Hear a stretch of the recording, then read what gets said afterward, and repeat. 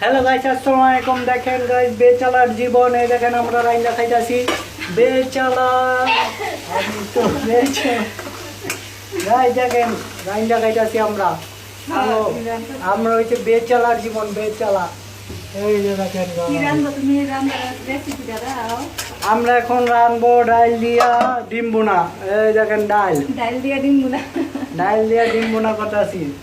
বেচালার জীবনটা অনেক কষ্টের গাইস। যারা বেচালা থাকে তারা বুঝতে পারে। আমরা হচ্ছে বেচালার, আমি তো বেচালার।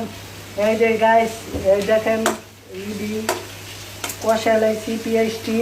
এখন আদা রসুন বাটা দিয়ে দেবো, দইনা মরিচ বাটা দিয়ে দেবো, হলুদ বাটা দিয়ে দেবো। তাহলে আমার রান্না হয়ে যাবে।